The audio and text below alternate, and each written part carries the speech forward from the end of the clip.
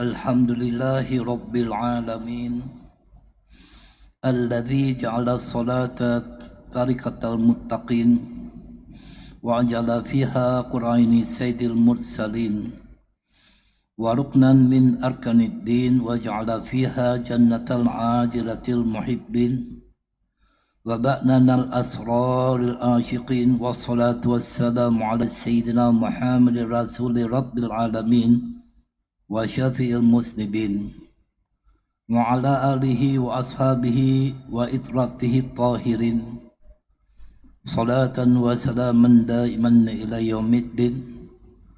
Subhanaka la ilma lana illa ma 'allamtana innaka antal alimul hakim. Rabbi shrah li sadri wa yassir li amri wahlul 'uqdatan min lisani yafqahu qawli. Allahumma yassir wa la tu'assir bitammin bil khair wa la hawla wa la quwwata illa billahil alim azim. Amma ba'd. Kita menyambung kepada perbahasan daripada kitab Praktikal Solat Sempurna mengikut panduan mazhab Syafi'i. Mudah-mudahan mendapat pencerahan daripada apa yang kita bicarakan pada malam ini.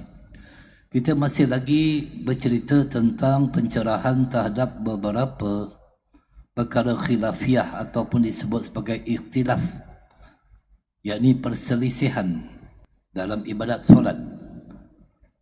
Maka dalam menangani perkara ikhtilaf itu perlulah dengan bijaksana, perlu dengan adabnya agar tidak menjadi perbahasan yang begitu hangat sehingga menimbulkan perdebatan demi perdebatan yang tidak ada akhirnya.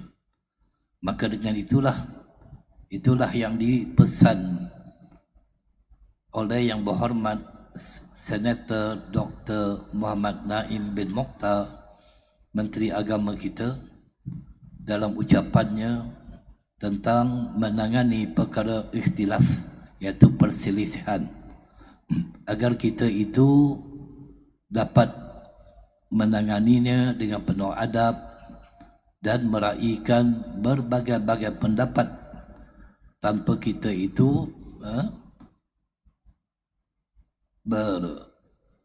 bercakaran sesama sendiri. Baik, pada bulan lepas saya ada sebut kepada Tuan Imam, mungkin di dalam kuliah, kemudian selepas daripada sembahyang maghrib, selepas kuliah saya berbincang dengan Imam tentang niat iktikaf dan solat tahiyatul masjid di surau ataupun surau Jumaat. Baik, kalau kita merujuk daripada persoalan, daripada kemusykilan daripada Jabatan Mufti Negeri Selangor, baik, ditanyakan tentang kategori subjek ibadah. Nanti linknya saya bagi kepada Tuan Haji Suhaimi, link tersebut. Soalannya, Assalamualaikum, kami ingin mendapatkan penjarahan yang masih bercelaru di kalangan jemaah. Tiada masalah dengan beritikaf, solat tahiyatul di masjid dan kawasan larangan untuk wanita haid. Yang keliru sekarang ialah di dua tempat. Yang pertama surau, yang keduanya surau Jumaat. Mohon pencerahan berkenaan itikaf dan solat tahiyatul masjid di kedua-dua tempat ini. Juga mohon pencerahan berkaitan dengan wanita haid yang tidak boleh masuk ke ruang solat masjid. Bagaimana pula kedua-dua tempat ini yang ada kata wanita haid boleh masuk ke dalam surau atau surau Jumaat? Jadi jawapan daripada Jabatan Mufti Negeri Selangor, saya baca satu-satu sebab ini bukan fatwa daripada saya, tapi daripada Jabatan Mufti Negeri Selangor. Merujuk kepada persoalan tuan yang pertama, bagi persoalan itikaf sama ada di surau dan surau Jumaat, berdasarkan kepada Ikmikman Pentadbiran Agama Islam Negeri Selangor 2003 dan pindaan 2008, masjid diartikan sebagai satu bangunan yang digunakan bagi sembahyang Jumaat dan sembahyang yang lain dan kegiatan-kegiatan yang disuruh. disyorkan atau dibenarkan oleh agama Islam. Kemudiannya yang penggunaannya sebagai yang demikian dibenarkan oleh Majlis Agama Islam Selangor. Sehubungan itu mana-mana surau yang telah mendapat kebenaran atau tidak daripada Jabatan Agama Islam Selangor untuk mendirikan solat Jumaat adalah tidak termasuk di dalam kategori masjid dan tidak harus melakukan solat sunat tahiyatul masjid serta beriktikaf di dalamnya. Itu jawapannya. Baik. Bagi perempuan haid masuk surau Jumaat, harus bagi perempuan haid masuk surau atau surau Jumaat dengan tujuan untuk menuntut ilmu, dan wajib ia menjaga supaya tidak mengotori surau atau ruang solat.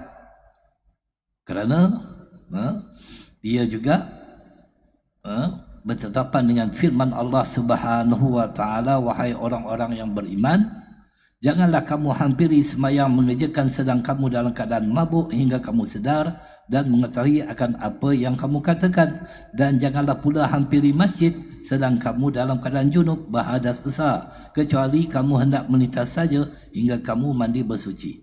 Jadi fatwa ini telah dikeluarkan oleh Jabatan Mufti Selangor pada tahun 2019, bukan baru, dah lama dah.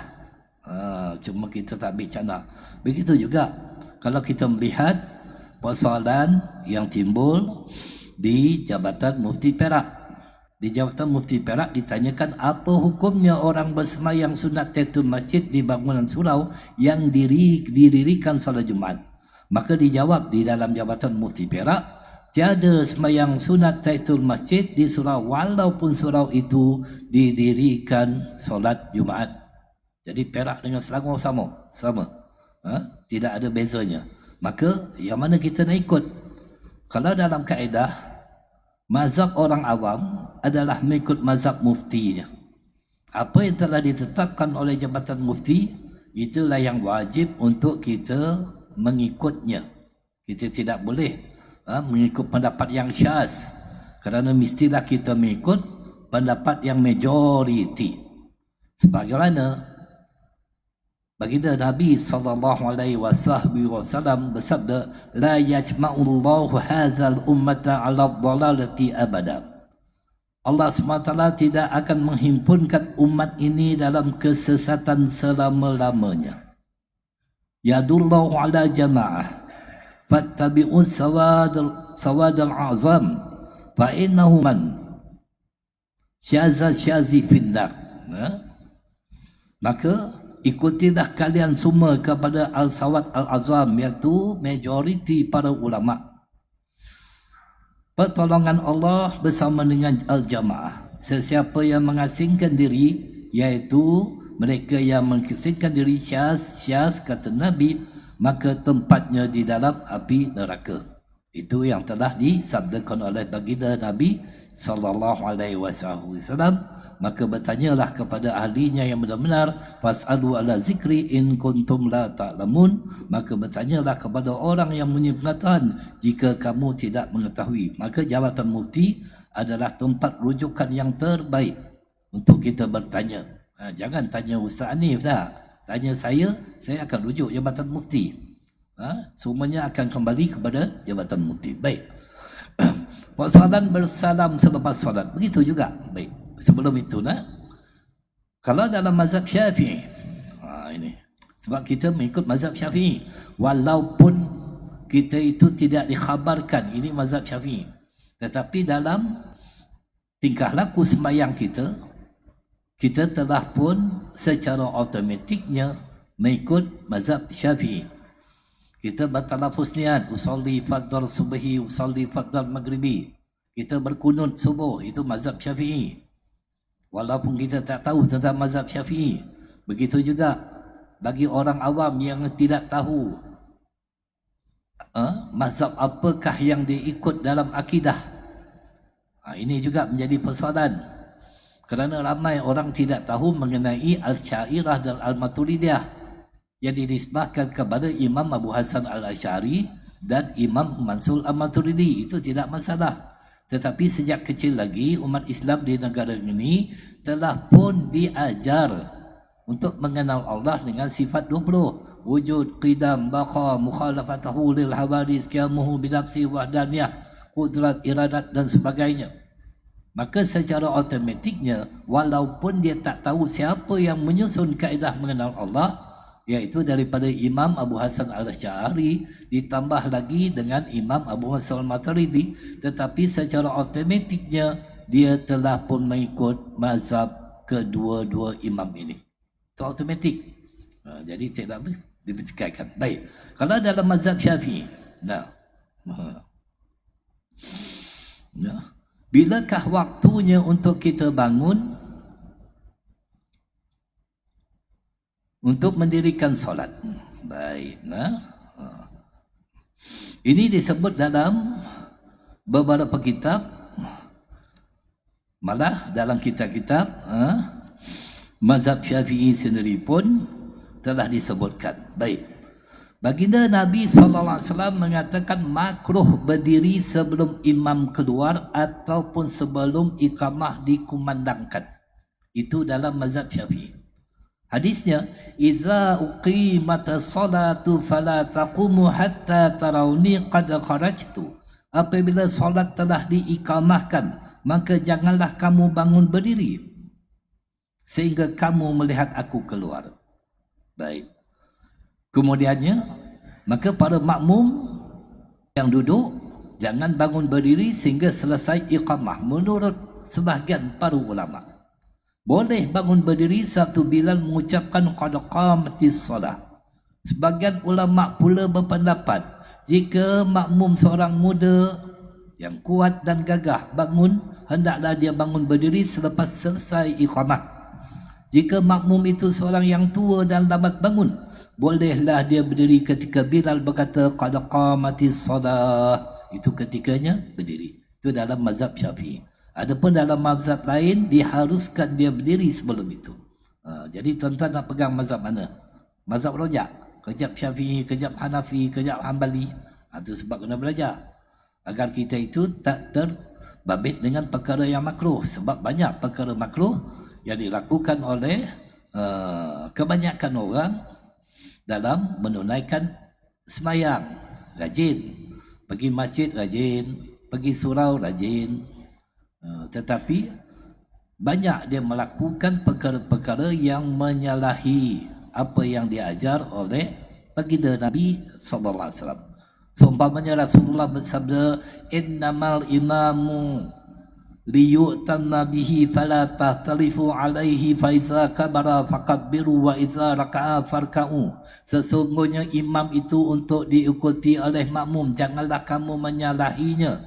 Jika dia bertakbir, hendaklah kamu ikut bertakbir. Apabila dia rukuk, hendaklah kamu ikut rukuk. Maksud daripada hadis ini, sabit juga satu hadis lagi Rasulullah bersabda, "Inni amamukum fala tasbiquni bil ruku'i wala bis sujudi wala bil qiyami wala bil insirafi fa inni arakum amani wa min khalfi." Sesungguhnya aku adalah imam kalian, janganlah kalian mendahuluiku dengan rukuk, tidak pula dengan sujud, tidak pula dengan bangun berdiri, dan tidak pula dengan keluar daripada solat, kerana aku dapat melihat kamu dari hadapan dan belakangku. Baik. Daripada hadis ini, maka para ulama mengatakan perkara yang makruh yang berlaku iaitu menyertai perbuatan imam. Maksud daripada hadis ini, imam kalau selepas takbiratul ihram Allahu Akbar, itu baru makmum. Imam daripada qiyam tadi itu rukuk Allahu Akbar sampai imam betul-betul dah rukuk, baru makmum ikut. Tadi dua orang yang di samping-samping saya, imam belum baru turun rukuk, dia pun ikut juga. Hukumnya makruh. Imam dah selesai sujud daripada iktidal, Allahu Akbar, dah cecah dah dahi kat lantai, barulah makmum ikut. Tunggu sampai perbuatan imam selesai, baru makmum pula. Bukannya follow daripada belakang dah. Ni yang follow tu yang dua orang samping saya tadi, saya tengok tayang. Imam berdiri, Dah selesai imam diri pada sujud yang kedua, Allahu Akbar, dah tegak imam, baru kita pula. Tu kaedahnya mengikut imam. Jangan ikut sembrono saja. Itu saya katakan ramai rajin sembahyang, tapi tak tahu apa perbuatan yang dia buat dan sebagainya. Penting. Baik. Permasalahan bersalam selepas daripada solat. Berjabat tangan atau bersalam-salaman setelah solat adalah sunat istihbab. Kerana sabit juga di dalam hadis baginda Nabi, man min muslimaini yaltaqiya min fatayasafaha inna ghufira laha qabla an yaqtariqa. Tidak ada dua muslim dan berjumpa lalu mereka itu berdua bersalam-salaman, melainkan diberi keampunan oleh Allah sebelum mereka berdua berpisah. Jadi saling bersalaman itu memang sunat selepas, sebelum atau selepas daripada sembahyang. Baik, dalil.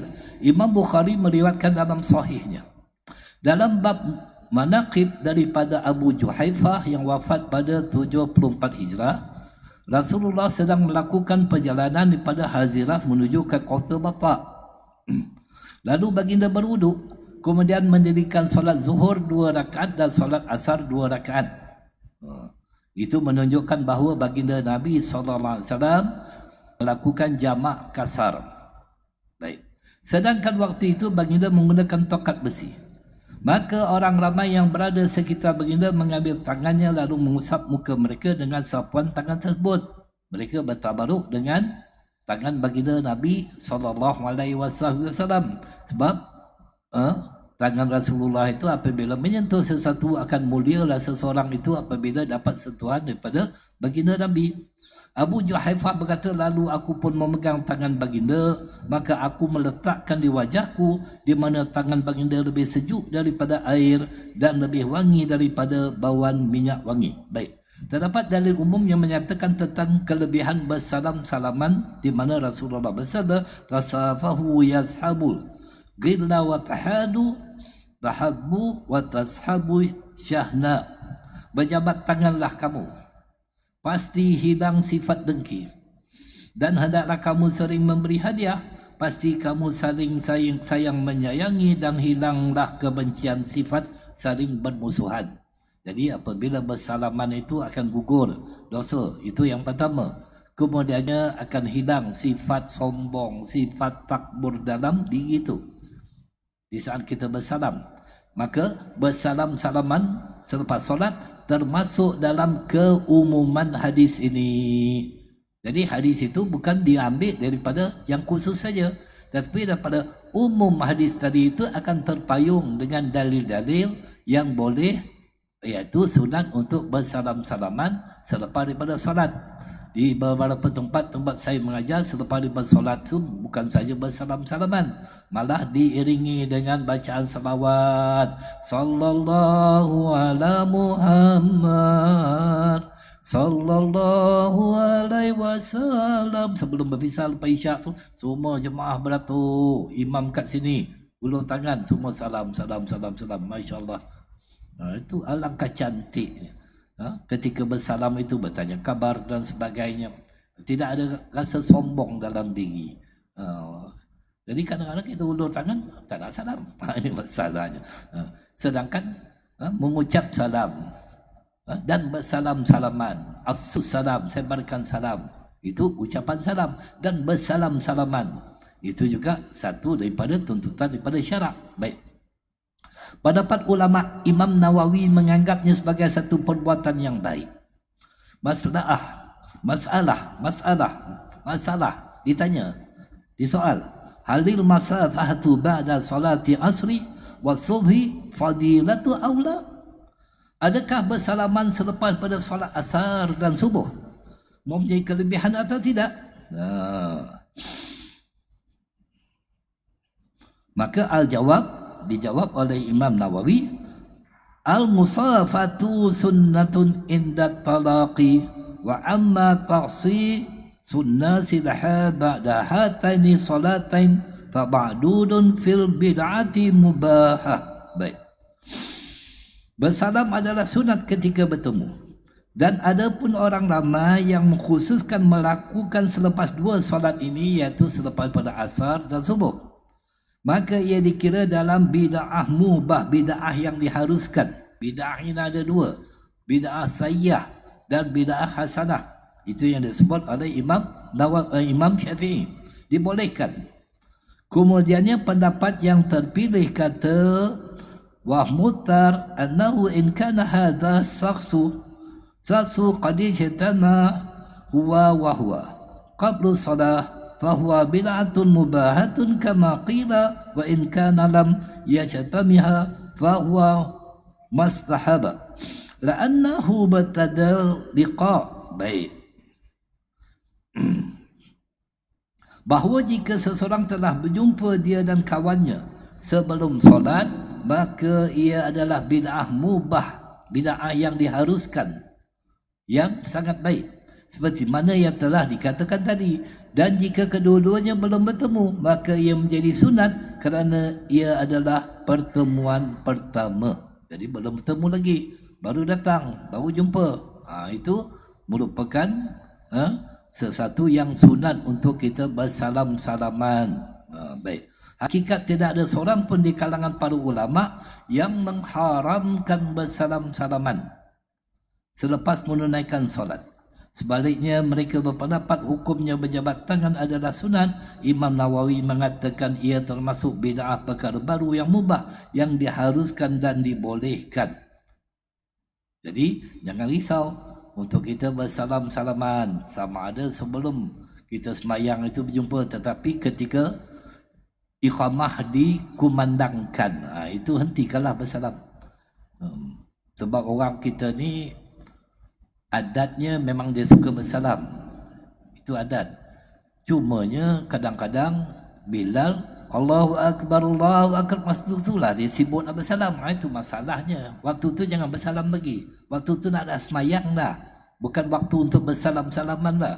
Jauh tangan dia sampai begitu. Orang nak fokus dan nak semayang, qad qamatis solat, dah dekat dah dengan semayang, bukan waktu salam lagi dah. Itu masalah orang kita ni. Pantang jumpa tu dia bersalam, malah dalam saf pun dia nak bersalam juga. Orang dah aman, orang Allah baru nak angkat takbir, dia dah hulur tangan. Allah, ini masalah juga. Waktu tu tidak diharuskan untuk kita bersalam-salaman. Waktu kita berjumpa, waktu kita berpisah dan sebagainya. Maksudnya di luar daripada solat tadi itu. Dah masuk saf, tak perlu lagi bersalam. Dah masuk saf itu kita nak menumpukan perhatian kita, nak mengerjakan semayang dah. Bukan waktu untuk bersalam lagi. Waktu berhenti semayang, salam orang kita ni dia ikut adat cerita Nabi.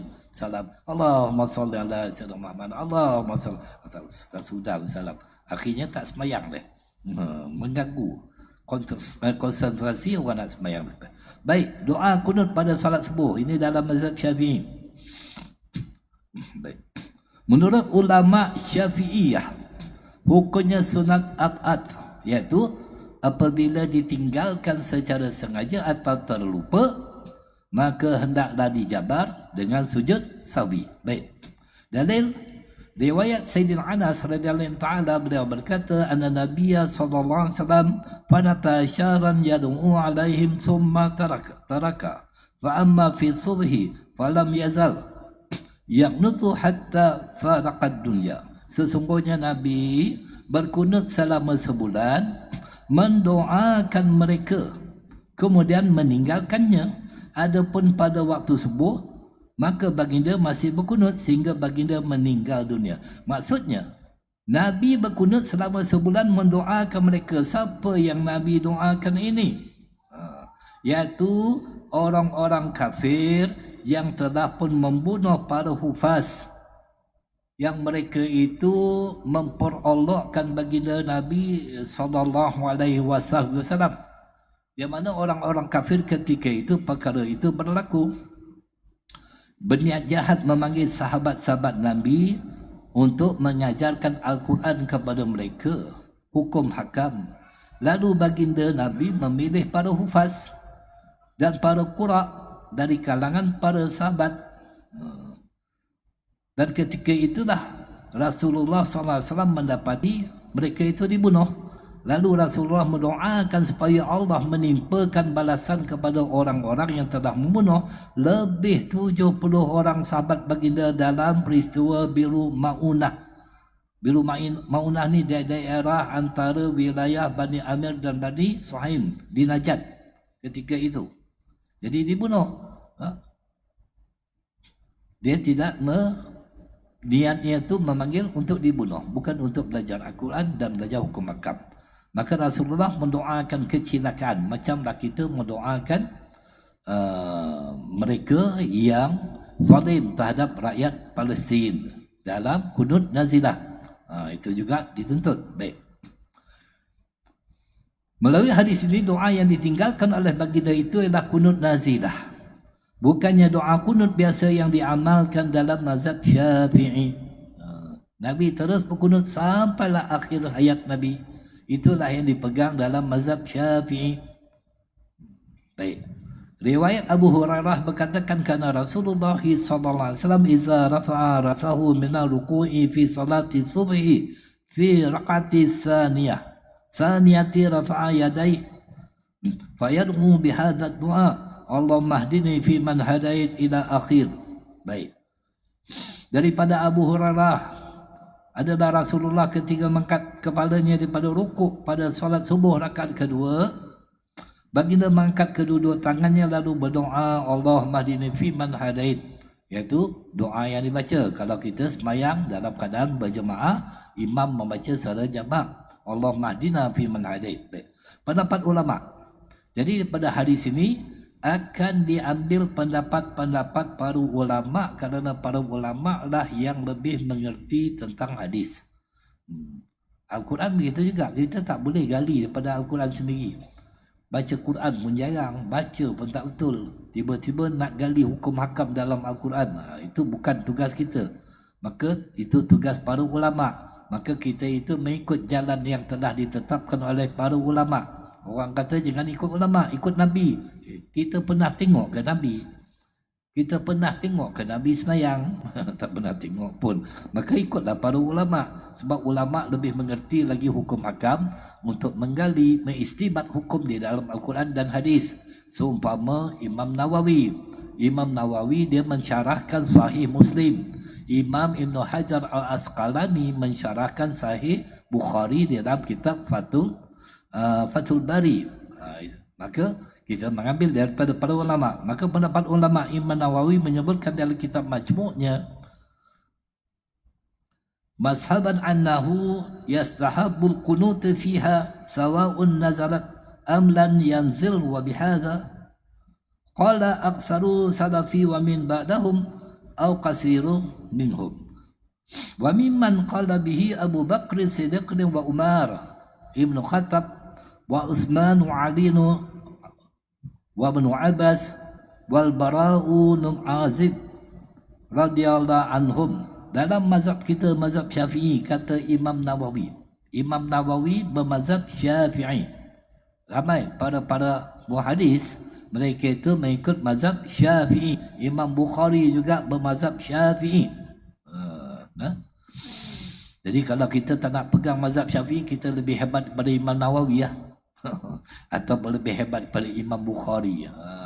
Kita boleh cipta mazhab kita yang sendiri. Oh, tu hebat betul. Jadi kata Imam Nawawi dalam mazhab kita, mazhab Syafi'i, disunatkan membaca kunut dalam solat subuh. Sama ada kerana ada musibah ataupun tidak. Inilah pendapat majoriti ulama salaf, iaitu salafus salih. Bila dikatakan salaf, 300 hijrah sebelum. Kurun yang pertama, kurun yang kedua, kurun yang ketiga, itu dikatakan salaf. Di zaman baginda Nabi SAW bersama para sahabat. Kemudian datang tabi'in, kemudian tabi'in, 3 kurun yang terbaik. Itu salaf. Selepas itu disebut sebagai khalaf. Lepas 301 hijrah. Jadi inilah pendapat majoriti ulama salaf yang datang selepas mereka atau kebanyakan daripada mereka. Dan antara yang berpendapat begitu adalah Sayyidina Abu Bakar As-Siddiq radhiyallahu ta'ala, Sayyidina Umar Ibn Khattab, Sayyidina Utsman Ibnu Affan, Sayyidina Ali bin Abi Talib, Ibnu Abbas, Al-Bara bin Azib, semoga Allah meridai mereka semua. Inilah pendapat yang kita itu mengikut jejak-jejak para sahabat Nabi SAW. Syekh Jad Al-Haq, Ali Jad Al-Haq, yang wafat pada 1416 Hijrah. Siapa dia ni? Salah seorang Syekh Al-Azhar yang sangat dihormati. Dalam Universiti Al-Azhar tu, Lajnah Fatwa, Majlis Fatwa diketuai oleh Syekh Jad Al-Haq, Ali Jad Al-Haq. Dia yang jadi ketua dalam ulama di Universiti Al-Azhar. Baik. Jadi dihormati kerana ilmunya, mengatakan dalam kitabnya Al-Qunut Baina Asyariyah wal Al-Bid'ah. Baik. Faman kanat fi salati subhi ba'da ruku'i faqad ittaba'a sunnatan waridatan an Rasulillah wa qad ittaba'a ashabuhu min ba'dihi wa amala biha a'immatun majtahidu wa fuqaha'un wa muhaddisun. Sesiapa yang berkunut pada salat subuh selepas daripada rukuk, maka sesungguhnya dia telah mengikut sunnah yang warid daripada Rasulullah. Dan sesungguhnya para sahabat baginda telah melakukannya selepas baginda dan telah diamalkan oleh para imam mujtahid, fuqaha dan para ahli hadis. Imam mujtahid ini imam-imam yang layak untuk mengeluarkan hukum, fatwa, iaitu mereka itu boleh mengistibatkan hukum daripada Al-Quran dan sebagainya. Baik. Perbincangan hadis yang mengatakan Nabi tidak berkunut. Sayyidina Ibnu Mas'ud berkata, anahu sallallahu alaihi wasallam qanata fi salati fajri syahran summa tarakahu. Sesungguhnya Nabi telah melakukan doa kunut dalam salat subuh selama 1 bulan untuk mendoakan kecelakaan atas orang-orang Arab kafir yang masih hidup. Kemudian Nabi meninggalkan. Jadi komentar pada hadis ini, hadis Ibnu Mas'ud ini Nabi tidak berkunut, dan hadis Anas Nabi berkunut sehingga wafat. Seolah-olah ada kontradiksi, ada pertentangan. Satu mengatakan berkunut, satu tidak. Baik. Bagi yang mempelajari kaedah tariqatul jam'in wa taufiq, mengumpul dan menggabungkan hadis, satu hadis kata ada, satu kata tak ada, jadi mana satu? Difahami bahawa hadis Ibnu Mas'ud tidak pun melarang kunut solat subuh setelah itu. Jadi tidak ada larangan. Bila tidak ada larangan, maka mazhab Syafi'i mengatakan sunat abad. Bila dikatakan sunat abad itu tidak termasuk dalam rukun sembahyang. Apakah batal sembahyang seseorang yang tidak berkunut? Tidak, tetap sah. Kerana dia bukan termasuk dalam rukun. Sunat abad saja. Baik. Dalil mana tadi tu? Tentang kunut.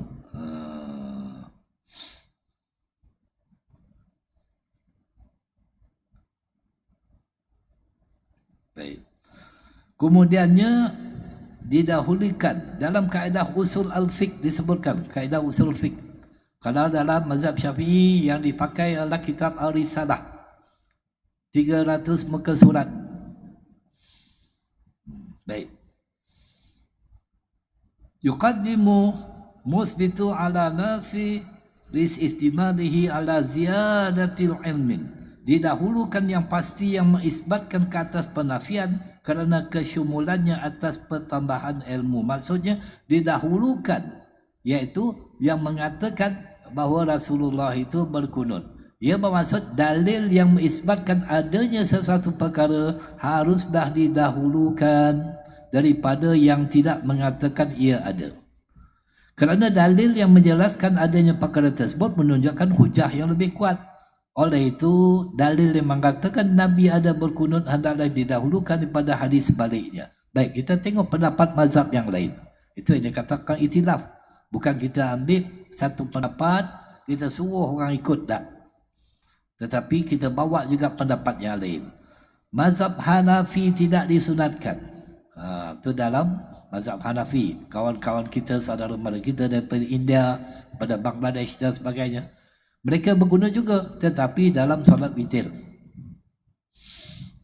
Mazhab Maliki sunat, tetapi dibaca sebelum rukuk dan dengan sir perlahan tanpa mengangkat tangan. Itu dalam mazhab Maliki. Jadi mazhab Maliki ini banyak yang berbeza dengan kita.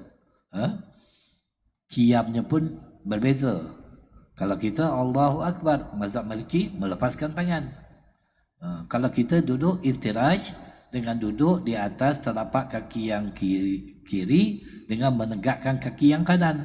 Adapun dalam mazhab Maliki, dia duduk di kedua-dua tumit, dipanggil duduk iqa'. Itu mazhab Maliki. Beza. Bacaan pun tak sama. Dalam bacaan Al-Quran. Baik. Mazhab Hanbali tidak disunatkan. Jadi dua mazhab tidak disunatkan, dua disunatkan. Jadi kita itu berpegang kepada mazhab Syafi'i, mengikut mazhab mufti kita. Itulah yang sepatutnya kita mengambil pendapat itu tanpa kita mengenepikan pandangan mazhab-mazhab yang lain. Lalu kita meraihkan pendapat daripada mazhab yang lain. Contoh, kalau kita pergi ke Mekah, imamnya mazhab Hanafi, tidak berkunut, maka jangan kita komplain pula kata imam tak betul. Sebab dia mazhab Hanafi. Sebab kadang-kadang orang bila tak faham perbincangan dalam ikhtilaf para imam mujtahid, yang mereka itu tidak pernah bergaduh, tak pernah berkelahi pun bincang perkara ini, dan saling menghormati atas keilmuan masing-masing. Tapi masalah orang awam ni bila tak belajar, dia sekali saja pergi Mekah, dia dengar imam tak baca kunut, dia kata imam tu batal semayang sebab tak berkunut. Tu jahil jadi tu. Tu ada berlaku, perkara itu berlaku sebab atas kejahilan seseorang tu. Memang ramai. Sebab orang kita ni dia suka buat ibadat, memang suka buat ibadat. Itu tidak dinafikan. Pergi umrah rajin. Tempat saya tu, tempat saya tu dekat dengan Andalusia besar, di Desa Pandan, Kampung Pandan. Memang beratur kereta, rajin orang pergi umrah, tapi belajar ilmu tak nak. Itu masalahnya. Sehingga kan pernah dulu saya pergi umrah dulu, saya tengok berapa ramai orang yang keliru. Subuh hari Jumaat di Madinah ketika itu, imam baca surah As-Sajdah sampai kepada ayat untuk sujud, ramai yang terpinga-pinga tak tahu nak buat apa. Sebab tak nak belajar. Semayang subuh pun tak pergi ke masjid. Ini masalahnya. Tapi rajin nak pergi umrah. Ini masalah. Terpinga-pinga dia. Dia tengok ada orang rukuk, ada orang sujud, ada orang pening kepala, dia diam saja tak buat apa. Jadi mana satu dia nak ikut? Sebab tak belajar. Itu kejahilan yang sangat terselah kepada umat ini apabila mereka meninggalkan majlis ilmu dan juga tidak meraihkan sembahyang di tempatnya sendiri. Bila tak sembahyang tempat sendiri, misalnya macam di sini kan, buat kempen subuh 7 saf, kita penuhkanlah. Jangan buat 7 saf je. Kalau boleh 70 saf, lebih lagi. Itu sepatutnya baru kita tahu. Jadi cukup sekadar itu. Mudah-mudahan yang sedikit pencerahan pada malam ini akan memberi jawapan atas kemusykilan yang ditimbulkan, dan mudah-mudahan Allah SWT rahmati kita dan sentiasa menjaga kita dengan iman sehinggalah kita dijemput oleh Allah Subhanahu wa taala. Hazza wa billahi taufik. Assalamualaikum warahmatullahi wabarakatuh.